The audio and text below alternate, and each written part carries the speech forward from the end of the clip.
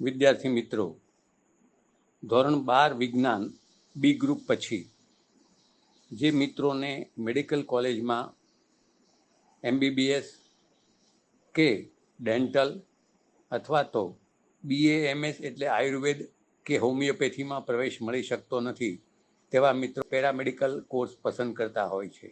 Paramedical course ઘણા બધા પ્રકારના મળે છે. તે પૈકીનો એક અભ્યાસક્રમ છે BSc ફિઝિયોથેરાપી. BSc ફિઝિયોથેરાપી માટે ગુજરાતમાં 5 જગ્યા પર સરકારી કોલેજો આવેલી છે, જેમાં અમદાવાદ, વડોદરા, સુરત, જામનગર તથા દાહોદ ખાતે સરકારી હોસ્પિટલ સાથે જોડાયેલી છે.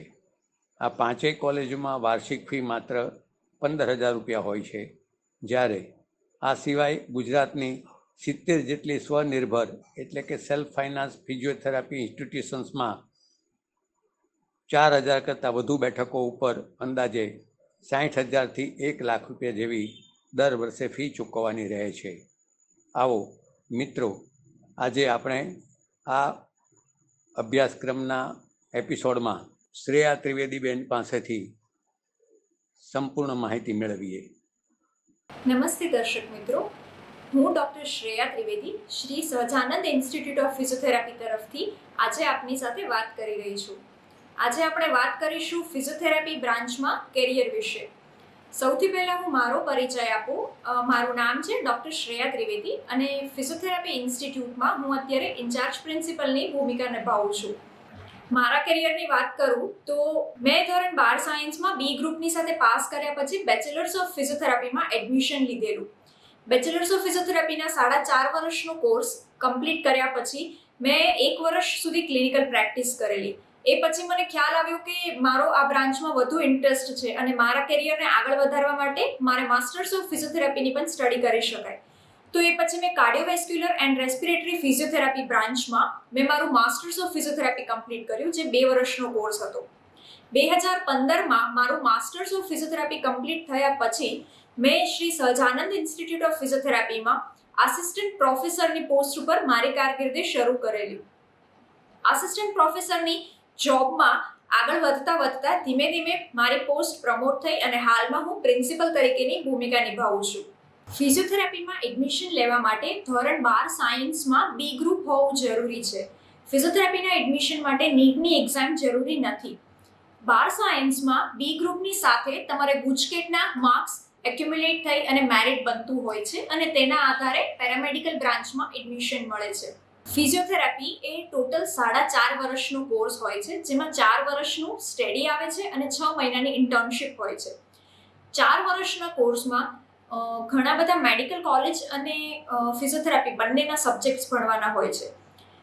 જે તે વિદ્યાર્થી MBBSમાં એડમિશન લે છે ત્યારે એમને એનાટોમી, ફિઝિયોલોજી, બાયોકેમિસ્ટ્રી વગેરે સબ્જેક્ટ્સ આવતા હોય છે. તો આ બધા જ સબ્જેક્ટ્સ ફિઝિયોથેરાપીના સ્ટુડન્ટ્સને પણ ભણવામાં આવે છે. ફિઝિયોથેરાપીના કરિક્યુલમમાં 1 થી 4 વર્ષમાં total anatomy, physiology, biochemistry, pathology, microbiology, pharmacology, psychology, psychiatry, sociology, surgery, orthopaedics અને મેડિસિન આ બધા જ સબ્જેક્ટનો અભ્યાસ આવે છે. આની સાથે સાથે ફિઝિયોથેરાપીના સબ્જેક્ટ્સ જેમ કે એક્સરસાઇઝ થેરાપી, ઇલેક્ટ્રોથેરાપી, કાઇનેશિયોલોજી, બોન્સ અને અધર લિગામેન્ટ્સનું સ્ટડી પણ ડેપ્થમાં આવતું હોય છે. ફિઝિયોથેરાપીના ફર્સ્ટ યરમાં એનાટોમી અને ફિઝિયોલોજી સબ્જેક્ટ્સ આવે છે, જેમાં હ્યુમન એનાટોમી એટલે આપણા શરીરનું સ્ટ્રક્ચર કઈ રીતે બનેલું છે અને હ્યુમન ફિઝિયોલોજી મતલબ કે આપણા શરીરના વિવિધ સ્ટ્રક્ચર્સ છે એનું ફંક્શન કેવી રીતે થાય છે, એની કાર્યરચના કેવી રીતની છે તે આવે છે. બાયોકેમિસ્ટ્રી સબ્જેક્ટમાં આપણા શરીરને એનર્જી, વિવિધ કામ કરતાં આપણે જે એનર્જી યુઝ કરીએ છીએ એ કેવી રીતે બને છે. આજકાલ એરોબિક એક્સરસાઇઝ એ બહુ કોમન ટર્મ છે, તો આ એરોબિક એક્સરસાઇઝમાં એનર્જી કેવી રીતે બને છે તે સબ્જેક્ટ્સ બાયોકેમિસ્ટ્રીમાં આવે છે. આ ઉપરાંત ફર્સ્ટ યરમાં ફંડામેન્ટલ ઓફ કાઇનેશિયોલોજી, કાઇનેશિયોથેરાપી અને ઇલેક્ટ્રોથેરાપી સબ્જેક્ટ્સ આવે છે. કાઇનેશિયોલોજી અને કાઇનેશિયોથેરાપી સબ્જેક્ટમાં એક્સરસાઇઝ જે કે સ્ટ્રેચિંગ છે કે સ્ટ્રેન્થનિંગ છે વગેરે એક્સરસાઇઝના ફંડામેન્ટલ્સ આવે છે. ક્યારે મસલ્સને આપણે લાંબા કરવાની જરૂર છે, ક્યારે મસલ્સને સ્ટ્રોંગ કરવાની જરૂર છે. ઘણા મસલ્સ ટાઈટ થઈ ગયેલા હોય તો એને રિલીઝ કરવાની શું જરૂરત છે, આ બધું ફર્સ્ટ યરમાં આવે છે. ઇલેક્ટ્રોથેરાપી સબ્જેક્ટમાં બેઝિક ફિઝિક્સ આવે છે, જે વિવિધ ઇલેક્ટ્રિકલ શેક આપણે જોઈએ છીએ કે ફિઝિયોથેરાપી ક્લિનિક્સમાં અવેલેબલ હોય છે, તેના બેઝિક કોન્સેપ્ટ ઇલેક્ટ્રિસિટી, કયા શેકની સ્કિન ઉપર શું અસર થાય છે અને કયા શેકથી દુખાવા ઓછો થાય છે, અમુક શેકથી સોજા ઓછા થાય છે. તો આ બધા ફંડામેન્ટલ્સ ઓફ ફિઝિક્સ છે એ ઇલેક્ટ્રોથેરાપી સબ્જેક્ટમાં ફર્સ્ટ યરમાં આવે છે. બેલ્સ પાલ્સીની અંદર જનરલી આઈબ્રોઝ ઉપર કરવામાં તકલીફ થતી હોય છે, આંખને બંધ કરવામાં તકલીફ થતી હોય છે, ઇવન એમને સ્માઇલ કરવામાં તકલીફ થતી હોય છે. તો સ્માઇલિંગ માટે આપણે એમને સ્માઇલ કરો આવી રીતે લેફ્ટ સાઈડ એમને આસિસ્ટ કરીએ છીએ અને રાઈટ સાઈડ જે સારી સાઈડ છે તો ત્યાં આપણે એમને રેઝિસ્ટ આપીએ અને આવી રીતે એમને સ્માઇલિંગ માટે એક્સરસાઇઝ કરાવીએ. સેકન્ડ યર ફિઝિયોથેરાપીમાં પેથોલોજી, માઇક્રોબાયોલોજી, ફાર્મેકોલોજી અને સાયકિયાટ્રી આ 4 સબ્જેક્ટ્સ આવે છે જે મેડિકલ ફિલ્ડના છે. પેથોલોજી અને માઇક્રોબાયોલોજીમાં ટિશ્યુ લેવલે, માઇક્રોસ્કોપિક લેવલે આપણા બોડીમાં જે ઇન્જરી થાય તો કેવા કેવા ચેન્જીસ આવે છે એનું સ્ટડીઝ કરવાનું આવે છે. જેમ કે આપણને ખ્યાલ હોય છે કે આપણે ક્યાંય પણ વાગે તો અથડાઈએ તો સોજો આવી જાય છે. તો આ સોજો કેમ આવે છે અને આ ફ્લુઇડનું એક્યુમ્યુલેશન કેવી રીતે થાય છે, આ જે માઇક્રોસ્કોપિક લેવલનું સ્ટડી છે તે પેથોલોજી અને માઇક્રોબાયોલોજી સબ્જેક્ટમાં આવતું હોય છે. ફાર્મેકોલોજી સબ્જેક્ટમાં વિવિધ ડ્રગ્સ જે મેડિસિન્સ છે તેની આપણા બોડી પર ઇફેક્ટ, કઈ કઈ સારી ઇફેક્ટ છે અને કઈ કઈ એડવર્સ ઇફેક્ટ છે, એટલે જેને આપણે કહીએ છીએ આડઅસર છે, તેનું સ્ટડી આવે છે. અને સાયકિયાટ્રી સબ્જેક્ટમાં વિવિધ માનસિક રોગો, મગજ અને માનસિક ટેન્શન, એન્ઝાઇટી વગેરે રોગોનું સ્ટડી આવે છે. કોઈ પણ પેશન્ટ હોય જે સામાન્ય રીતે એને દુખાવો હોય તો એ થોડા ઘણા સ્ટ્રેસમાં હંમેશા આવી જતું હોય છે, આ નેચરલ છે. તો આ સબ્જેક્ટની સ્ટડીઝથી વિવિધ પેશન્ટની માનસિક સ્થિતિ પણ અમને સમજવામાં મદદરૂપ થાય છે. આ તો હતા મેડિકલ સબ્જેક્ટ્સ. સેકન્ડ યરમાં બીજા સબ્જેક્ટ્સ જે આવે છે એ છે સેકન્ડ પાર્ટ ઓફ કાઇનેશિયોથેરાપી અને ઇલેક્ટ્રોથેરાપી. ઇલેક્ટ્રોથેરાપીના વિવિધ મશીન્સ છે એની બનાવટ કેવી રીતે હોય છે અને કયા રોગમાં કેટલા પ્રમાણમાં શેક આપવો જોઈએ. ઘણા દર્દીઓને વધારે અને હાઈ ડોઝના શેકની જરૂરત હોય છે, ઘણા દર્દીઓને સામાન્ય અને બહુ ઓછા ડોઝના શેકની જરૂરત હોય છે.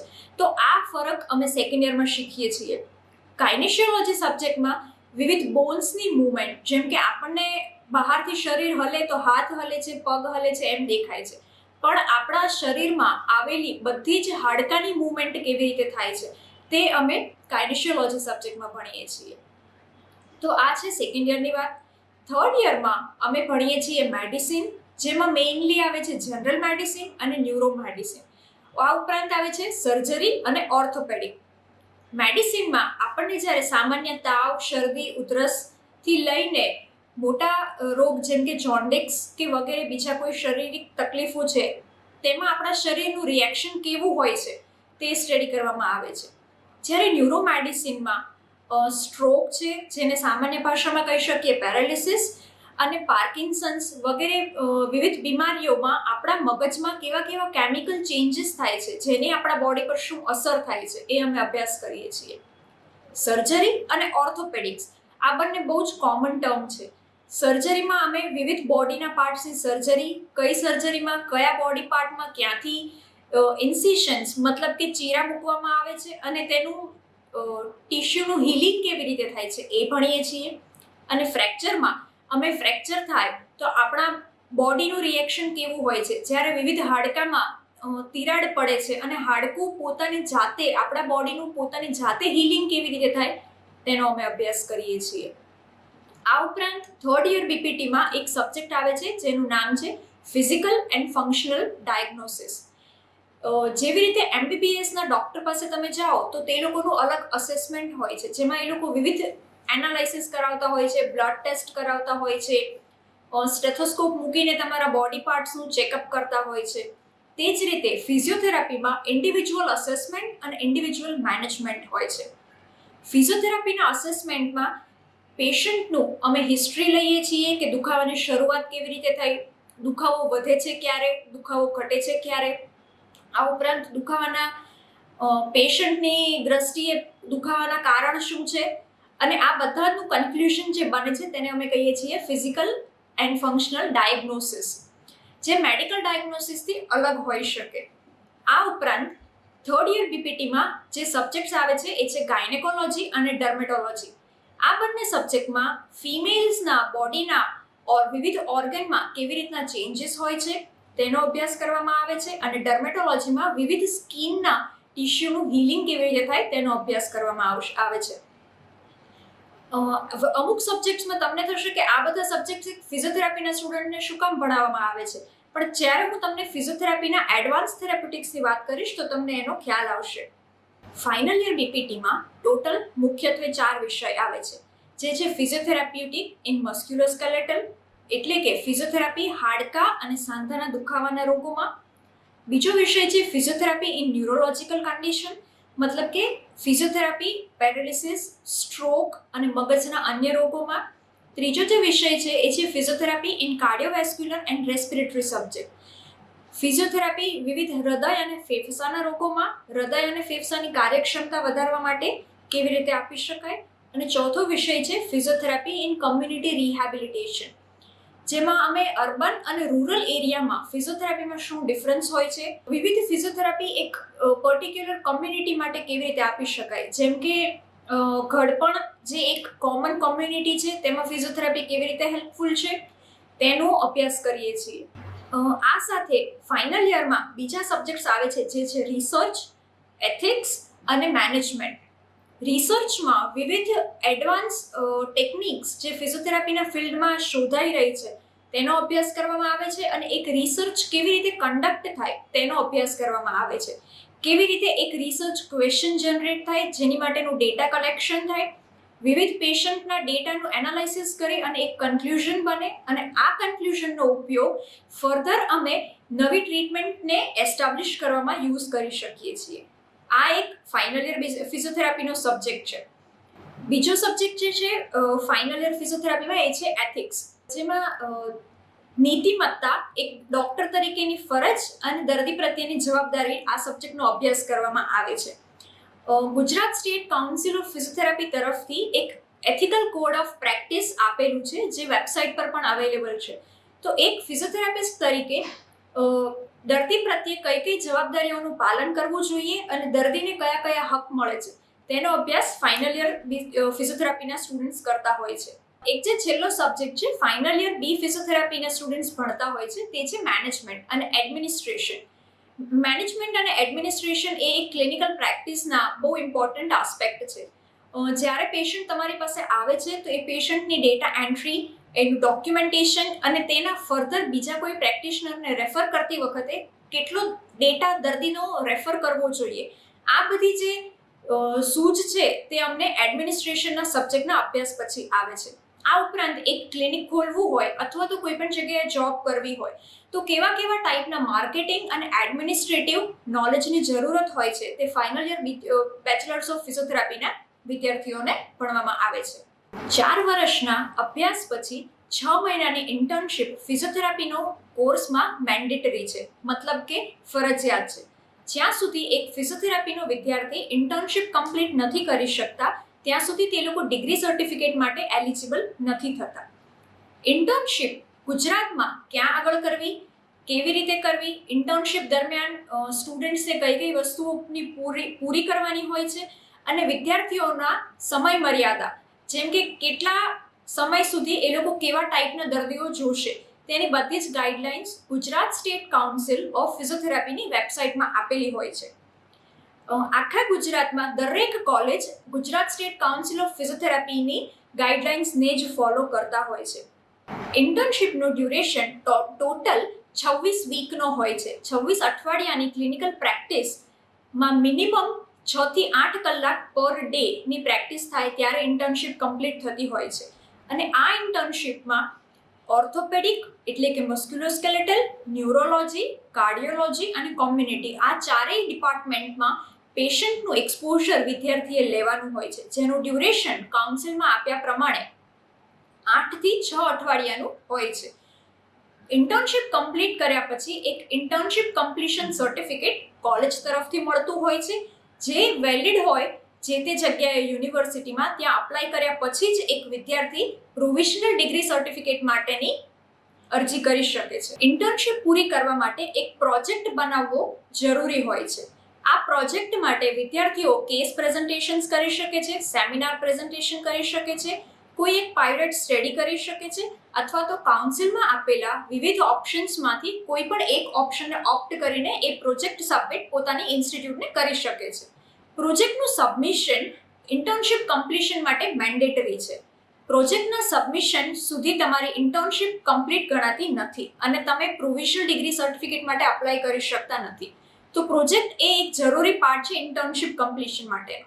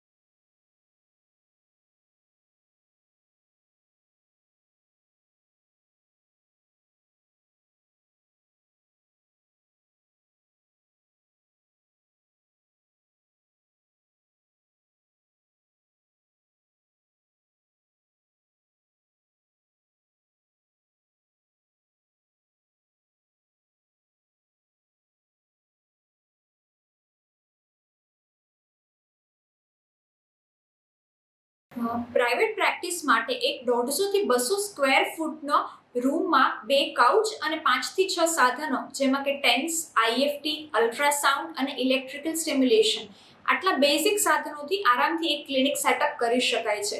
આ બધા જ સાધનોની સાઇઝ એટલી નાની હોય છે કે તમે આરામથી એક વાહન જેમ કે બાઇક ઉપર લઈ અને હોમ વિઝિટ્સ પણ કરી શકો છો. તો એક જ સાધનની મદદથી તમે દર્દીને પોતાના ક્લિનિક પર પણ સારવાર આપી શકો છો અને વિવિધ જગ્યાએ જઈ અને ઘરે પણ સારવાર આપી શકો છો. હોમ વિઝિટ્સમાં સામાન્ય રીતે 300 થી 400 રૂપિયાનો ચાર્જ લેવામાં આવતો હોય છે. અલગ અલગ બીમારી, અલગ અલગ સારવાર પ્રમાણે આ ચાર્જ વધારે કે ઓછો હોઈ શકે. ફિઝિયોથેરાપીમાં એડમિશન પછી જો ફી અને ખર્ચની વાત કરીએ તો સામાન્ય રીતે વાર્ષિક ખર્ચ 1 થી 1.5 લાખ રૂપિયાનો હોઈ શકે સેલ્ફ ફાઇનાન્સ કોલેજમાં. સેલ્ફ ફાઇનાન્સ કોલેજમાં એડમિશન લેવા જો હોસ્ટેલ અને મેસની વ્યવસ્થા સાથે હોય તો સ્ટુડન્ટ્સનો ખર્ચ 1 થી 1.5 લાખની વચ્ચેનો થઈ શકતો હોય છે. આ ઉપરાંત ગવર્મેન્ટની વિવિધ સ્કોલરશિપ હોય છે જે ગવર્મેન્ટ અને સેલ્ફ ફાઇનાન્સ બંને કોલેજના વિદ્યાર્થીઓને મળતી હોય છે. વિદ્યાર્થી સેલ્ફ ફાઇનાન્સ કોલેજમાં ભણતા હોય તેમ છતાં તેમને ડિજિટલ ગુજરાત અને MYSY આ બંને સ્કોલરશિપનો લાભ મળી શકતો હોય છે. સ્કોલરશિપના ફોર્મ સ્ટુડન્ટ્સે પોતાના કોલેજ ઇન્સ્ટિટ્યૂટમાંથી સહી સિક્કા સાથે અપલોડ કરવાના હોય છે અને જે સ્કોલરશિપની અમાઉન્ટ છે એ અલગ અલગ સ્કોલરશિપ પ્રમાણે ઘણીવાર વિદ્યાર્થીઓના અકાઉન્ટમાં ડાયરેક્ટલી ડિપોઝિટ થતી હોય છે અને ઘણીવાર જે ગવર્મેન્ટ છે એના તરફથી કોલેજને જમા થતી હોય છે. અને ઘણી સ્કોલરશિપમાં 100% સુધીની ફીસ ગવર્મેન્ટ દ્વારા પે થતી હોય છે જેનાથી વિદ્યાર્થીઓ ઉપર કોઈ આર્થિક રિસ્પોન્સિબિલિટીઝ આવતી નથી. ઘણા વિદ્યાર્થીઓ બેચલર્સ ઓફ ફિઝિયોથેરાપી ઇન્ડિયામાં કર્યા પછી એબ્રોડ પણ જતા હોય છે. અલગ અલગ કન્ટ્રીમાં ફિઝિયોથેરાપીના સ્કોપ્સ વધારે છે જેમ કે કેનેડા, ઓસ્ટ્રેલિયા અને યુનાઇટેડ સ્ટેટ્સ. આ બધા કન્ટ્રીમાં ફિઝિયોથેરાપી પછી પોસ્ટ ગ્રેજ્યુએશન અને masters of science in subjects ઘણા બધા વધારે સ્કોપ છે. આ માટે દરેક કન્ટ્રી વાઇઝ સ્ટુડન્ટે પોતાની રિસ્પેક્ટિવ એક્ઝામ્સની પ્રિપેરેશન કરવાની હોય છે અને વિઝા માટે અપ્લાય કરવાનું હોય છે. તો જે સ્ટુડન્ટ્સ એવું ઈચ્છે છે કે એ લોકો ગ્રેજ્યુએશન પછી ફોરેન કન્ટ્રીઝમાં સેટલ થાય એમની માટે પણ ફિઝિયોથેરાપી એ એક બહુ સારો કરિયર ઓપ્શન છે. બેચલર્સ ઓફ ફિઝિયોથેરાપી કર્યા પછી જે પણ સ્ટુડન્ટ્સને ઇન્ડિયામાં રહી અને માસ્ટર્સ ઓફ ફિઝિયોથેરાપી પરસ્યુ કરવું છે તેમની માટે પણ ઘણા બધા સબ્જેક્ટના ઓપ્શન્સ છે. Masters of physiotherapy mainly musculoskeletal, neurology, cardiovascular and respiratory, community physiotherapy, women's health, physical and functional diagnosis અને અન્ય અમુક સબ્જેક્ટ્સમાં અલગ અલગ યુનિવર્સિટી દ્વારા કોર્સ ઓફર થાય છે. પોસ્ટ ગ્રેજ્યુએશન કર્યા પછી સ્ટુડન્ટ એક આસિસ્ટન્ટ પ્રોફેસરની જોબ કરી શકે છે કોઈ પણ ઇન્સ્ટિટ્યૂટમાં. યુજીસી અને જીએસસીપીટીની ગાઈડલાઇન્સ પ્રમાણે એમપીટી વિથ 55% જ્યારે વિદ્યાર્થી મેળવે છે તો તે લોકો વિવિધ કોલેજમાં આસિસ્ટન્ટ પ્રોફેસરની જોબથી પોતાની કારકિર્દી બનાવવાનું શરૂ કરી શકે છે અને આગળ જતાં તે લોકો ડીન અને પ્રિન્સિપલ અથવા તો એક પીએચડી રિસર્ચર તરીકે પોતાની કારકિર્દી બનાવી શકે છે. ફિઝિયોથેરાપીના કોર્સ કર્યા પછી આટલા વર્ષના મારા અનુભવમાં જે મેં જોયું છે એ પ્રમાણે દીકરીઓ વધારે એડમિશન લેતી હોય છે બોયઝના કમ્પેરિઝનમાં. તેના કારણમાં એક મેઇન એ હોઈ શકે કે ફિઝિયોથેરાપી કર્યા પછી તેઓ પોતાની પાસે એક કે બે નાના ઇન્સ્ટ્રુમેન્ટ રાખીને પોતાના જ ફેમિલી અથવા તો પોતાના નોન લોકોના હોમ વિઝિટ્સમાંથી પણ આરામથી એક ઇન્કમ જનરેટ કરી શકે છે, જેની માટે કોઈ વધારે ખર્ચ કરવાની પણ જરૂર નથી અને એક સેફ એન્વાયરમેન્ટમાં એ લોકો પોતાની અર્નિંગ આરામથી કરી શકે છે. ફિઝિયોથેરાપી એક એવી બ્રાન્ચ છે કે જેમાં પેશન્ટ અને થેરાપિસ્ટ વચ્ચેનો ઇન્ટરેક્શન ટાઈમ છે એ ઘણો વધારે છે.